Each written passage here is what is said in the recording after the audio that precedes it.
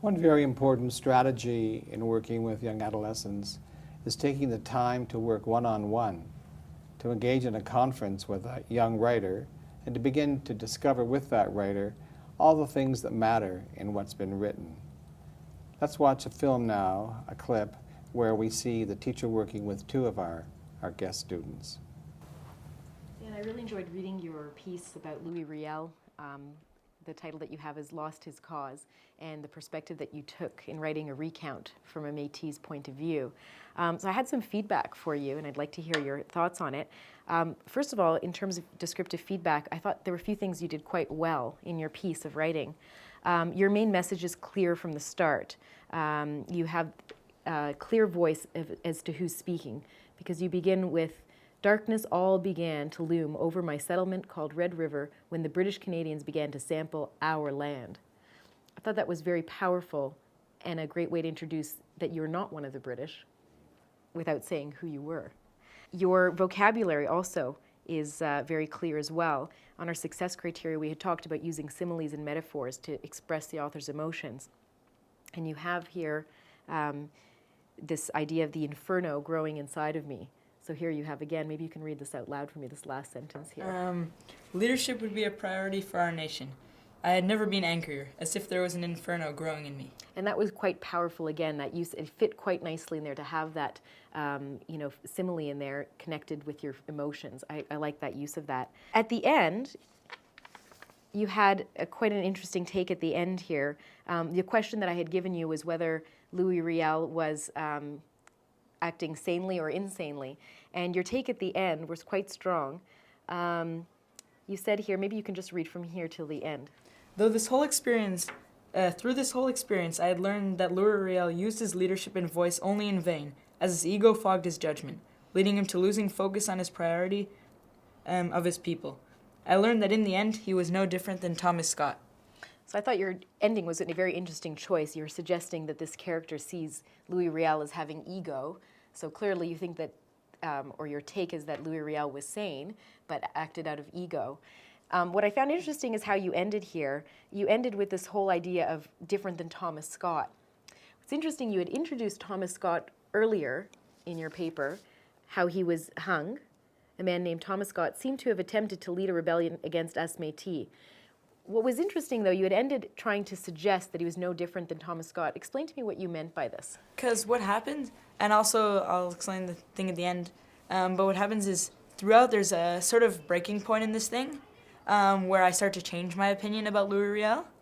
But in the starting, yeah, you see how I took one take, but then based on his actions later on, you see how I get a better realization of how he sort of like Thomas Scott, and also because when a lot of people took this sort of idea, everyone forgot about Thomas Scott, sort of how is he like Louis Riel, and I just thought what, this doesn't make sense. He's the exact same, and so if you're gonna have a take on him, then you can't forget about that, and can't forget how there's sort of a lot in common because they were both leaders, they both made the same mistake, and they both had their end, and you see there had to be a thing wrong in both of them. Mm-hmm. They both paid the ultimate price. What's interesting, what I would have liked to have seen a little more then, because your concept was quite interesting, and now that you've explained it more fully, it's quite intriguing. If you had introduced a little more about Thomas Scott earlier, so we got that sense at the end, how did you come to decide that Louis Riel was motivated by his ego? Probably one of the main ideas is I see, you see in sometimes where they were winning, the Métis, but then when they lose and he repeated his mistake, I had to think he was sort of his judgment was clouded. If you read it over here, he had no common sense. In the Battle of Batoche, he sort of let his ego go over him, and he was just a bit over his head. Mm-hmm. And then and he wasn't thinking. He was thinking for himself, not for every of his people. Mm-hmm. Excellent. Well, I really enjoyed reading your paper. Your voice is clear from the start. And your message is clear of being the bystander is quite clear. I liked how your language made was directed completely to your audience who, well, let me ask you who your audience is and I'll tell you what my take was. Who are you directing this piece to? Just bystanders in general, in school when you're walking in the hallway and you see people being bullied and you just kind of walk away from that. Mm-hmm. So I'm just directing it to that type of audience.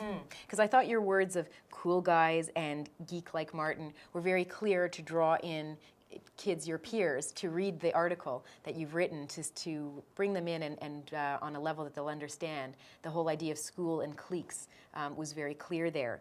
I really liked how you got towards the end of your piece when you had your character Martin thanking you for never picking on him. And I thought it was amazing how, you know, you didn't say in there that, well, that was great.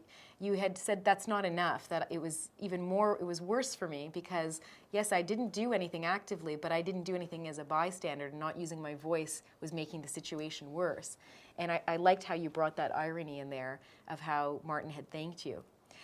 One piece I would have had you consider in terms of developing your characters and getting us to, clearly you want us to have some empathy for Martin, but I think it would have been interesting to tell us a little more about who Martin was and some of maybe his obstacles, or giving us a sense of that character would have helped us a little bit, so we would see that while everybody may have seen this person as a geek, who is this person really? And that may have helped as well to kind of bring the piece to make it a little stronger. Do you have any questions about that? Yeah, now that I'm reading it over again, I think I should have added a little bit more background knowledge about Martin, because right in the beginning I said he was a loser, but I didn't really define what makes a person a loser. So I think it would have been stronger to add that in. It would have been interesting to see how students, you know, your peers perceive or decide that somebody is a loser, so that we can really analyze that and say to ourselves, is that right? And help us get out of that mode of being a bystander and recognize that we should be, you know, not using some of those labels and looking at people on another level. I'm interested to know how the study of missing voices influenced this piece of writing. In Missing Voices, we always talk about not to silence your own voice, but I also think that it's not you who have to suck up the energy and like directly say something to somebody. It's also the people around you that have to encourage you to use your voice. So not just your voice is heard, but like everyone around you, their voices are heard too. So I chose to write it in a bystander's point of view, which was my point of view.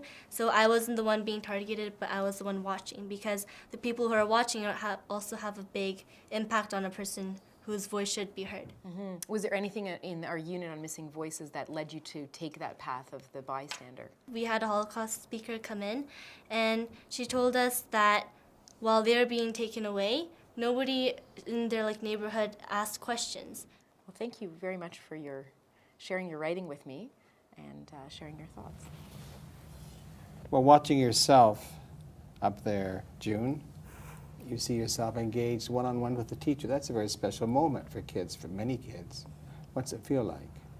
It makes me feel important because it shows that a teacher really does care about how I'm learning in school and what my writing looks like, so that I'm able to become a stronger writer, and that the teacher's role is to communicate with the students too, so that's important. What's it like to get critiqued by the teacher one-on-one? It causes you sometimes to think deeper about what you wrote.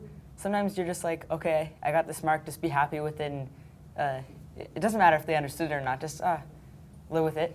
But this is just not the mark, it's what you said and what they thought, and taking both and putting them together. Can you take criticism from the teacher? Yeah, of course. It makes everything better, when you get another opinion and sort of, the criticism, you can build on it. You don't want your writing level to stay at one area, because that's what it'll be like if no one criticizes what you do. And that's why you keep improving every time someone criticizes and you build on it. What about the power structure of your voice? Can you make your voice heard in a discussion with a teacher who has all the power? Right, because when a teacher talks to the whole entire class, he or she's not focusing on a specific person. But when you have that conference, you're really talking to each other, and that's a moment where you're able to clarify your thoughts, and so you can project your voice more, because maybe there was a piece in your writing that was not really clear to the teacher, and he or she took it the wrong way, or another way that you didn't want it to come out like that. So in that way you can clarify what you really wanted to say, and then that way the teacher can give more authentic feedback to you. Thank you. What kinds of things does the teacher discuss with you with your writing? Yeah, it just goes beyond simple grammar and spelling, things that you can get by pure editing. It goes the thinking beyond the writing. And for example, when I said one thing, I was thinking a certain thing, and when my teacher read it, she asked what were you trying to say with this? This is what I thought. And I'm like, oh yeah, and just connecting all the thoughts that came throughout the piece. In this film, we've looked at several clips with our guest students here, and we've understood that their voices ring loud and clear because their community classroom permits, supports, allows, develops, creates situations where this can happen. We've seen the teacher thinking carefully, two teachers, about what life is in a classroom, what they want to achieve, what they hope for. We've seen dynamics such as drama and inside-outside circles and quick writing, all the things that will free us in our classrooms to really listen to our children, to listen to their voices, and to force those voices more deeply into the work we're talking about. In this class, voice was their inquiry, and to do that, they used their voices. Voices on screen, voices in groups, voices in conferences, and voices as a whole class community. They inquired about their own lives, and they did it well.